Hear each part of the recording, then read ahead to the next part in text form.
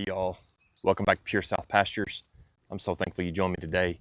It's a beautiful Saturday morning here in central Arkansas. It's about 60 degrees and the breeze is blowing.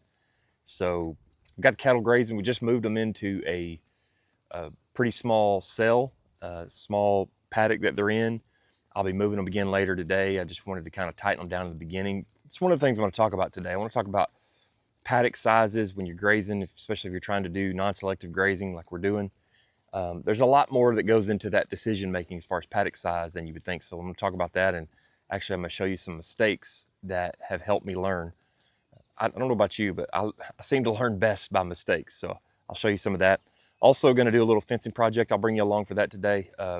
Fencing, it is what it is, but it's just a little bit something different for our video. But I have some people coming to fish this morning in the bayou, and it's actually the previous landowner's family, and I've just told them anytime they want to come, feel free to come. He called me last night, and there's a fencing deal down there that I got to fix up so they don't get shocked by the electric fence. So anyway, just come along with me today. I want to talk about several different things, and I'm glad you joined me. Let's get into it. It's gonna be a fun day.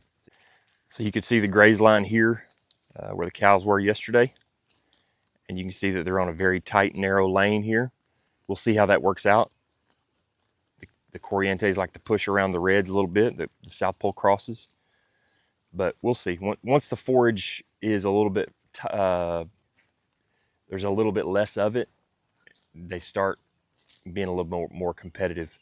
So it's a pretty long piece. It's down there about where those cows stop is, and the lane goes all the way to the woods over that hill right there. So we'll be opening that up later. I just wanted to kind of put them in this tight little paddock this morning. I don't want to keep them here too long because, as you can see, we had the big rain, and then we've had a couple of 2-inch rains after that. So it seems like every time we turn around, we've got mud. And we had a 2-inch rain that came in a matter of a couple of hours earlier this week, and I was not prepared. I didn't know, it just kind of popped up, tornadoes and all kinds of things on Wednesday. And I wasn't prepared for it because nobody was really talking about it. I don't think they really knew that was going to happen like that. But I was at work and there was no modifying on the fly, and so we got mud. It's one of the things I'm going to talk about today as far as paddock sizes. This style grazing, we're trying to get as much use of the forage, put as much impact on the soil as we can for a short amount of time. It's kind of a pulse. Put them on there and then get them off. And we want them to hit it hard. We want them to set back everything so that when the vegetation begins to grow back, both the grasses and the non-desirables, everything gets hit so that one of them doesn't come back stronger than the other. So it's what we're trying to do. And in the process of doing that, you got to think about the impact that you're having when, the conditions aren't perfect. So you can see the ryegrass here is looking pretty dang good. It's mature. It's seeded out. We'll see if we get another round. Because of the temperatures that we've been having, today's a little cooler than it has been. If it stays hot and humid like it was earlier this week, I'm thinking we're going to be transitioning out of these cool season grasses pretty soon. A little early for that, I know, but maybe we'll get another round on the ryegrass before the Bermuda Bahia, all of that comes back. So we'll see, but they're doing well on it. The cattle are definitely gaining. When I purchased the Corrientes, I purchased bred heifers, and I had no control over when they were having calves. And one of the things that I really want to do is begin to control that better, because ever since I've started this, we've just kept the bull in because we're on a small scale, and I really haven't wanted to keep the bull separate because I don't want to set aside another piece of ground that we're not grazing just for the bull to stay in, or bull and bull calves or whatever, or steers.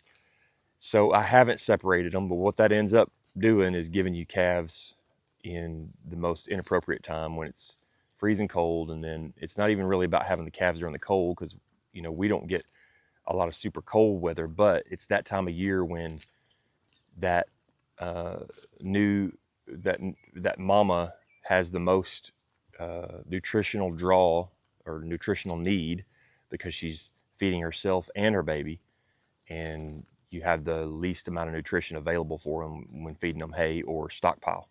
So that's just not optimal, and the cows end up, really going. I mean, they're always going to go backwards, especially on stockpile, but they end up really going backwards. So we don't want to do that anymore.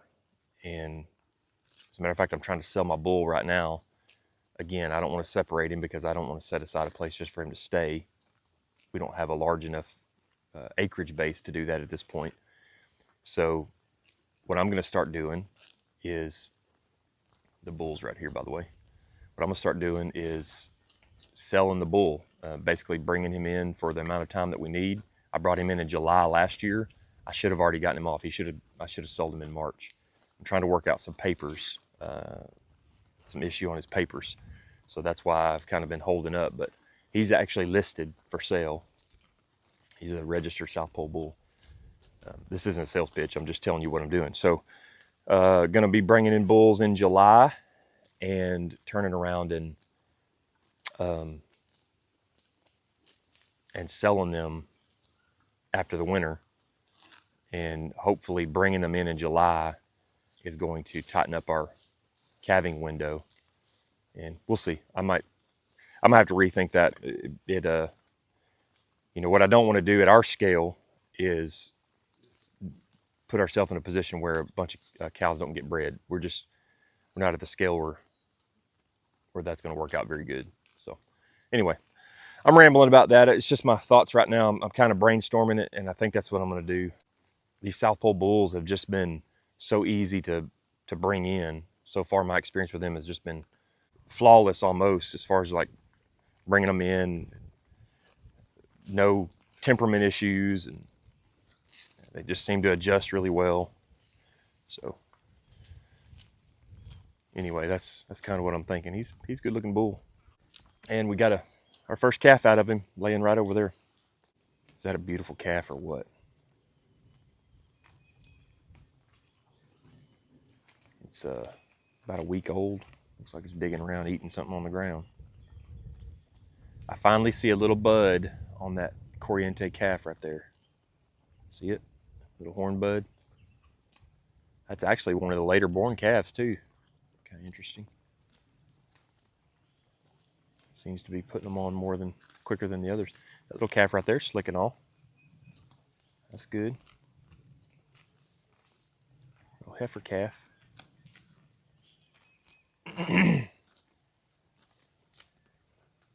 I believe we're going to go back with the South Pole bull again.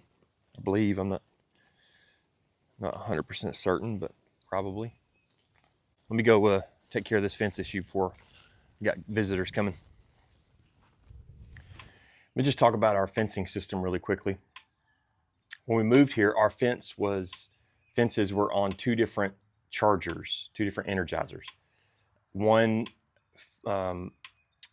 powered the front part of the farm, and one powered the back part of the farm, and they were separated at the gate we're going to work on today. So instead of using two smaller chargers, and plus we've added some land and leased some more, and need to get electric fences to all of that. So what I've done is added a large charger. It's a pretty large charger. It's a 12 joule Cyclops charger, which is, on our land base, that's a pretty solid size charger. By the way, I'm really impressed with this charger. But I've tied in where they were separated before. We're at the gate we're going to work on today is where we needed to connect those to bring all of the farm onto one big unit together on the fence charger. So it's not separated any longer, and we don't have two fence chargers working, just one charger. And then we're going to be pushing new fences to the new areas that we're grazing. So that's one of the reasons I have to do this project today, because when I was tying it all together, I just wanted to make sure it was going to work before I did something permanent, and I didn't bury a cable underneath the gate that we're going to. So today we're going to do that. We're going to bury it underneath so that when you come to that gate, you're not tripping over a wire or pushing the gate against something that's going to shock you. So anyway, just wanted to give a shout out this Cyclops Super.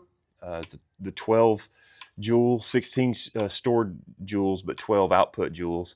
And this sucker's bad. It really is. It's,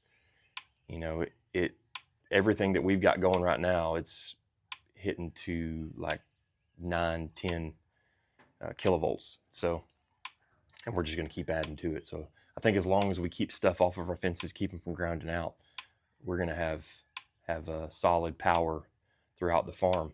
One of the reasons that's important to me is because sheep, man, sheep, you got to have a hot fence for them to respect it. You know, if you're down 3 and 4,000 or 3 or 4,000 kilovolts, 3 or 4 kilovolts, your sheep just aren't going to respect it. They're going to just jump through it, blow right through it. So their fur is, you know, they're light, so they don't ground real great, but their fur is just so thick that they need to be shocked on the nose really hard to respect it. So anyway, so that's what we're doing, working on this fence today. Let's get it done. All right, so here's what we got. This is the bio. Wattensaw bio comes in here, turns a corner right here in our property. This is fenced off from the animals. I do graze in here. I'll bring them when the cows are over here in the summertime. This stuff gets up. I'll throw them in here for a couple hours and let them take it down. But here's what we got going here. You see my beautiful, it ain't pretty, but it works. It's my fencing rig. That trailer right there, you can throw whatever you need on there for fencing, just posts, wire, spinning jenny, whatever. And got everything you need right there for fencing. So here's what we're gonna do. This this was the break in the fence before. So right here was the end of the front side of the farm's electric fencing, and it stopped right here, and it started from the other charger on this side. So now I'm just going to connect these two together where the whole farm is one big circle, and I'll just connect on here with a shielded wire, dig underground right here, dig a trench underneath, and connect back together instead of having this. You can see why I didn't necessarily want people. I just did this temporarily to see how it was going to work, and I don't want people necessarily coming out here today and stepping over it or getting shocked by it or pushing the fence into it and the fence being hot. I mean the gate being hot. So we'll take this down and we'll get to digging and put us in a little trench here. All right.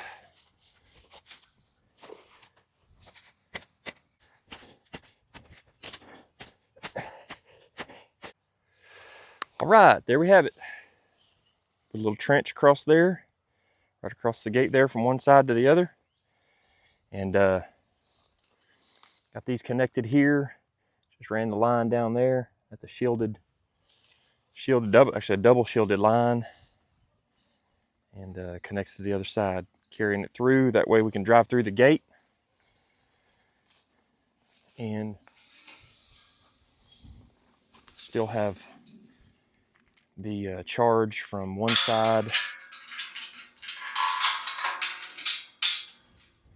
of the bio fence to the other. So this side of the farm now is connected to this side of the farm. Back up there's where the cows are, where we've been this morning. So instead of fencing out, we ought to be fishing. What are we doing? I don't know. Priorities, I guess. Got to get them in order. All right, real quick, let's look at the, of course, this is my everyday stuff. And then this is actually the trailer we also use for rolling out hay. We haul hay out to the cattle. Hey, look at that. That's Johnson grass. This field right here has a lot of Johnson grass in it, and some people cuss it. I love it. It gives us a lot of forage. Anyway, just some stuff. This toolbox has just got some tools in it. This is a chainsaw bag. Got all my chainsaw stuff in there. You can see bar oil there. Fencing and chainsaws go hand in hand. You almost can't have one without the other. There's the post pounder, some extra wire. I don't have the spinning jenny on here right now, but this is just a little cup I keep on the four-wheeler. It's got clips in it. This is the plastic stuff like this right here. Goes around the wire so that when you're terminating or going around a post, it won't ground out. You just run your wire through that. The different trying these lock jaws, they'll go on a T. The cool thing about them is they'll go on a T-post from any direction. It's pretty cool. old tried and true pin lock insulator. I like those a lot. We use a lot of those. You got end tensioners, drills, more bar oil over there, screws.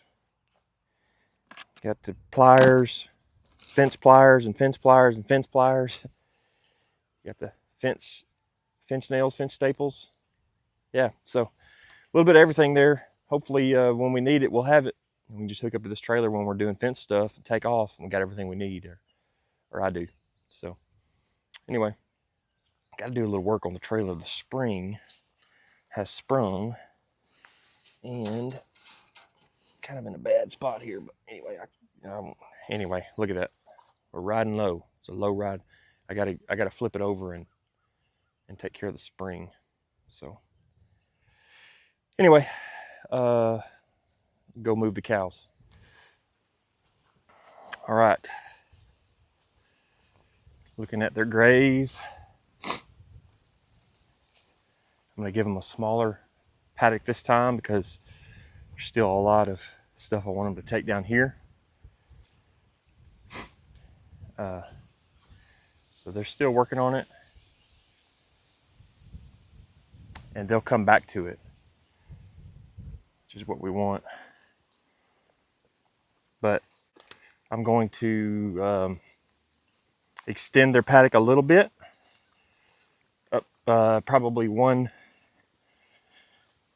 post here, give them a little block, and then they'll eat this down to that line right there, that post, and then for the rest of the morning they'll be working back on that again. So let's get it moved. Just a simple little jump across here. Well, this wire has seen, this temporary line has seen its better days. I bought this from somebody used, and I like these little mini reels.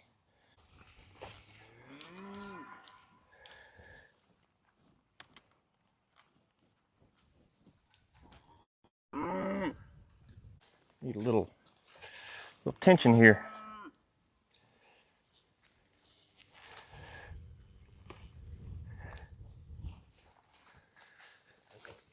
Make it a little bit wider.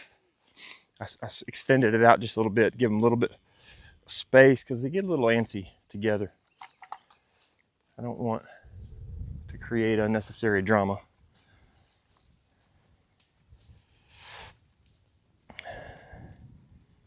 You can see the Corriente is definitely I don't know, they kind of move in and hold their own and push around a little bit. So one of the things that happens when you're trying to keep your animals pretty tight and graze non-selectively, where they're taking as much of the forage as possible, is that you end up in moments when maybe you weren't expecting rain, or rain sneaks up on you, and then they're just so tight that they can't help but just pugging it up. It just gets to be a muddy mess. And that's happened a couple times to me this spring already. I'm thankful for the rain. I'm learning on this style of grazing, and I've got to be watching the weather a little closer, because I'm not in a situation where I'm here all the time. So once I leave for the day after the morning, there's no, most of the time there's not a whole lot of things most of the time I can't do a whole lot to change the way I've got it set up, so I can't adapt too much throughout the day. So I kind of got to be looking ahead, and sometimes it just, it rains a lot and you weren't expecting it at all. They weren't even forecasting it. So let me show you what we did on some of this. So this is just adjacent to where they are currently, and we just got a big rain when I wasn't expecting it, and so kind of a mess. Thank the Lord that we're not talking about big holes here. We're just talking about a lot of pressure over an area when it's just really, really soupy wet. I did this also over there. We had this similar reaction over here, and it's already growing back. Like I said, I accidentally did this a couple of times. and the regrowth already is, I'm pretty hopeful that I didn't screw it up too bad. So you can see here, we're going back about 4 days, 5 days here. And you can tell this area right here was just pugged up pretty bad. But, you know, now that I come back on it, it's already starting to really heal. And so I don't think I've made some major catastrophic mistake that's really gonna just set us back a lot. I might just give it a little bit of time. If you remember back in the winter, we were grazing stockpile back there, and I had a water lane. And in that water lane, they were using it every day. And so obviously in the wintertime, you get a lot of moisture. And they, you know, it was basically a big plugged mud hole. And so I was over there the other day. Matter of fact, I'll take you over there in just a minute. I was over there the other day, and I'm really pleased with the way that's coming back, giving a little bit of, you know, spring rest. And we're getting lots of regrowth in there, lots of growth, fresh growth. So actually, it kind of looks a little better than the stuff around it. I guess that's the disturbance factor. But so as you can see, this area, there's kind of a line right here. That's the most fresh area that we just got pretty torn up, you know, in the moisture and the rain. And the bottom side, I don't even want to show you the bottom side down here, but I will. Full transparency. I'll show you what's up. Let me take you down here. This creek was flowing up into the pasture. And at the same time, the cows wanted to come down and get in this tree line, you know, under the shade, which that's just what animals do. And so it just made for, and you can see right here, there's kind of a drain where this water, when this creek gets out of its banks, this drain gets out of its banks, it just kind of comes up here. And so just a big mud hole, just a mess. And then they came under this tree and made a pretty good mess too. So, you know, you live and learn. I probably am not going to keep the cows out of the shade, even though hasn't been super hot. It was 90 degrees last week. And so it's a mess, and it's just kind of holding water. One of the things I'm going to have to do today is, this is a spot that it just has always been this way. We kind of inherited it like this, but the animals love to get down here and stick their face in that and rub all over it and dig it out a little more. But I'm going to keep them out of it today. We're going to run a line straight across here. It's like a parent keeping their kids from having fun, you know. But we'll give them a little bit of shade, but they're not going to be able to get down in there and do what they want to do in there. So cows like to rub on these limbs right here, but I think I'm going to probably end up cutting them back. It's a little bit of good firewood right there, and it allows my tractor to get in here a little more effectively as far as on this edge right here. Old gum trees, look at that, it's twisted up. That's pretty cool. Wish that tree could tell the story. So we got some good grazing ahead of us. I'll go back here and we'll look at that spot that I messed up in the winter. Let's see what it's looking like. This grew as a stockpile all year long, and I can just look at it and tell, I don't know if you can tell by video, but just by the color that it's set apart different from what we just walked through. It's crazy. It's just really a deep green. Here it is. See, the mineral feeder was right there on a really wet day. And so it's recovering. You know, it's got some bare spots, but it's filling in. The lane kind of comes this way. Anyway, that's just an update. It's nothing really too interesting to see here, except it is filling in, and I was really worried about it, but for no reason. It's gonna be all right. Just give it some time. It's a little behind everything else out here, I'm sure, because it's compacted, but it'll be fine.